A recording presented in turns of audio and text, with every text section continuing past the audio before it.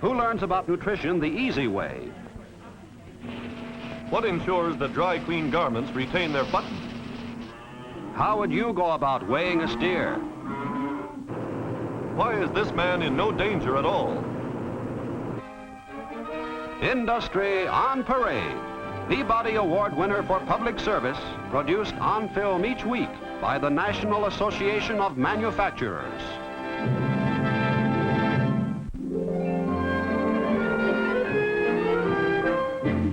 Worried about the rock and roll set and its sometimes perplexing ways of carrying on? Well, come with us to Ralph's Supermarket in Los Angeles, and you might find some of your fears put to rest. The youngsters, all teenagers, are members of a high school homemaking class who, for a couple hours, will make this supermarket their classroom, with its manager and his staff serving as temporary teachers. Breaking up into small groups, members of the class visit every department of the store, seeing practical demonstrations of what they've been learning in school about shopping for food. For example, the differences between eating or salad oranges and those more suitable for juice.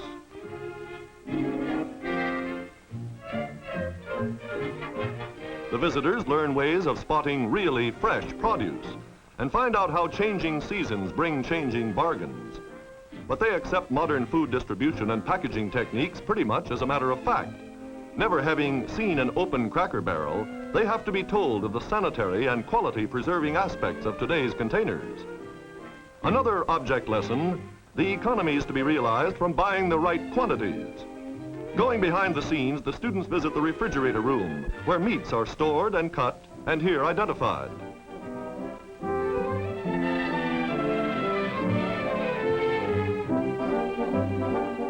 It's really amazing the number of ways our food comes to us these days. Fresh, frozen, canned, dehydrated, vacuum packed, concentrated, ready mixed. These are refrigerated, ready to bake biscuits. Just one of scores of items that combine the utmost quality with the utmost convenience.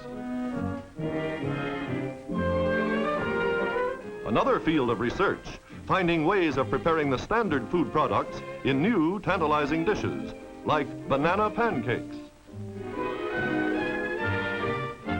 Back at Reseda High, the class coordinates its field trip findings with its regular studies.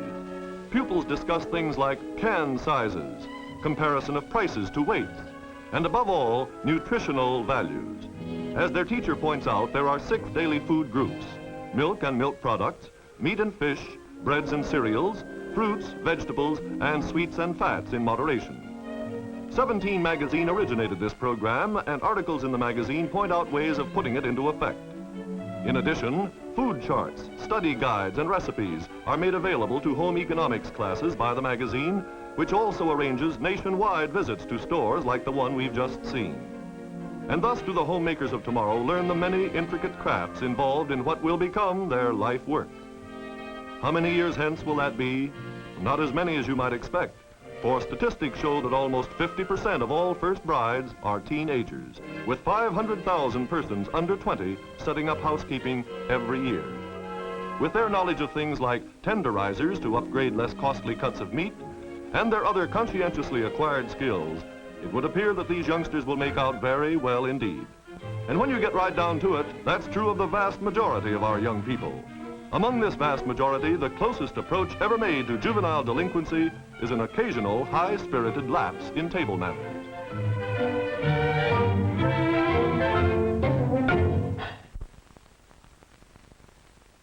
Whether we realize it or not, America's economic system and individual freedom are inseparable. There can be no compromise between a free economy and a total state economy, because the restrictions placed upon our business system would endanger our political and personal freedoms as well as our economic freedom. Our freedoms are indivisible. Destroy one and you destroy all.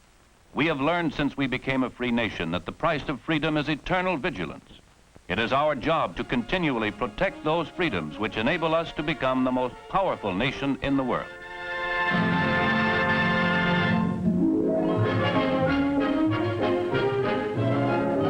Industry on Parade visits a Milwaukee dry cleaning plant long accustomed to receiving visitors. For in the trade, the methods and machines used here are regarded as models of efficiency. Each day, some 8,000 items are sorted and sent through machines like this one, designed to remove all odors.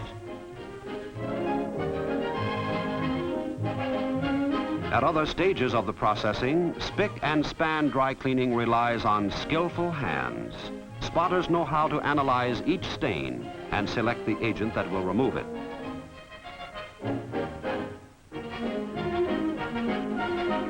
Men, women, and machines work together in this department, which presses trousers only, 2,000 of them each day. Coats are the special province of another group, which presses some garments from the inside on inflated forms. The overhead conveyor is fast, but not too fast for the trained eye of inspectors who examine everything and quickly return to the proper department any item that needs more attention. This coat is missing a button. It won't leave the plant without one, and a good match is sure to be found somewhere in the button library, containing more than 1 million buttons.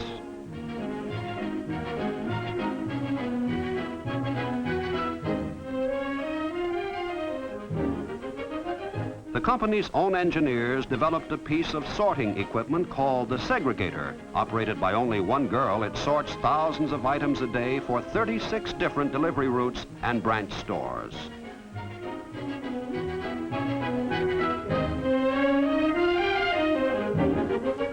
Dry cleaning is a business based on fast, efficient delivery.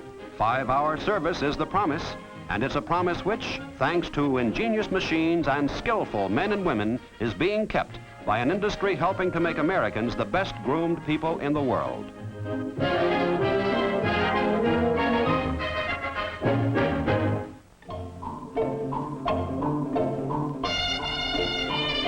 Ranchers whose livestock roam the western ranges are as interested in the weight of the animals as they are in weather, for their income depends on it. But to weigh beef, you first have to catch it, and that's just the start of the problem.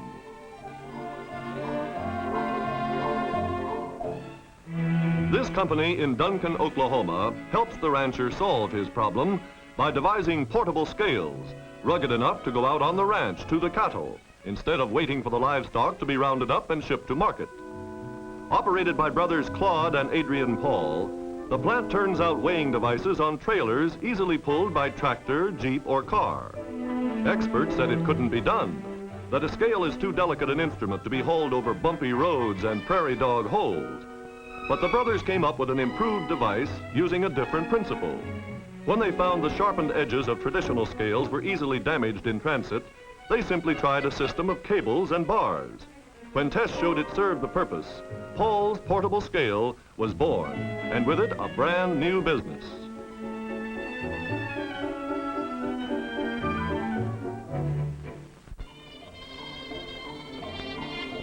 In use on nearby ranches, the portable scale is ready to go to work less than 10 minutes after it's hauled into position. No complicated adjustments are required when the scale is moved from one pen to another or from ranch to ranch. So far, they haven't found one bull or steer too big for the device that weighs livestock wherever the livestock wanders.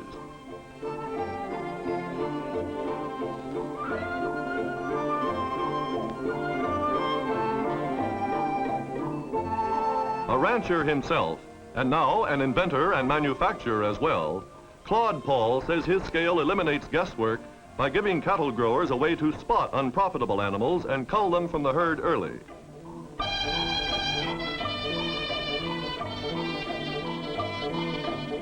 It started when rancher Paul himself went shopping for a portable scale and heard the experts say, impossible. He wouldn't believe them. And with one of the scales he invented having been pulled over more than 20,000 miles of rangeland, he thinks he's proved the experts were wrong.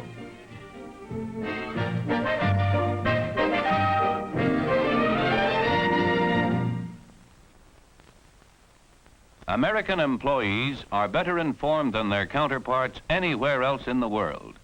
Industry is constantly improving employee-employer understanding through face-to-face contacts, employee opinion polls, company publications, bulletin boards, and in-plant meetings. Each year, thousands of employees contribute to the suggestion system set up by management. Such a free and steady flow of facts and opinions, both to and from employees, helps bring about better understanding, cooperation, and harmony in working relationships. Today, we can be attacked from the sky and from the sea with nuclear weapons. Should the enemy attack be spotted, our air defense will go into action immediately. At the same time, civil defense warns the nation. This is another part of our total national defense.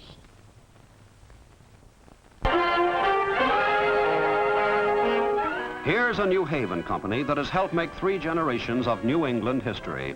In the same location since 1870, the Greist Manufacturing Company, maker of attachments for home sewing machines, has over the years added new buildings and new products, but its personnel, while it also has increased, has remained remarkably stable.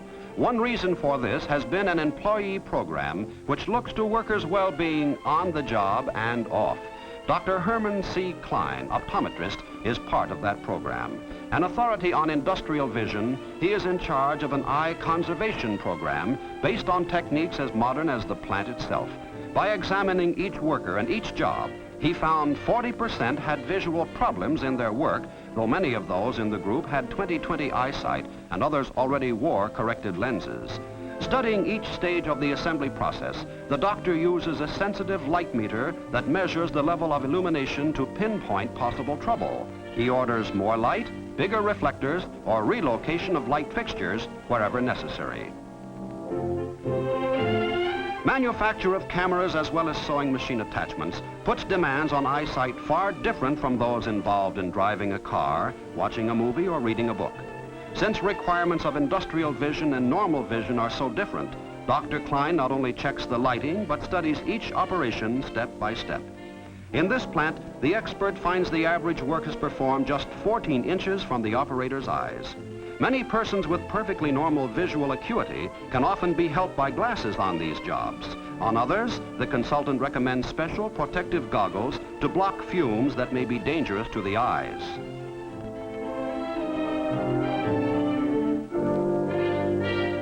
Through safety instruction and other encouragement, the company has scored a major victory in overcoming worker resistance to the wearing of safety goggles. That could have caused serious injury, perhaps blindness. At one time, before the company began issuing individually fitted and therefore comfortable goggles, Art McVetti here found safety goggles awkward and uncomfortable. Now at the company clinic, where he goes for a checkup to make sure his eye is all right, he has reason to thank the doctor whose pep talk on the use of goggles may have saved his eye. Complex testing equipment replaces the familiar eye chart. After work, as well as on the job, eye protection pays off with fatigue-free hours for learning and participation in other phases of the Greist employee program, like sewing classes and bocce ball with the boss, who counts, among other things, on safe and steady eyes to help him look ahead to continued industrial growth.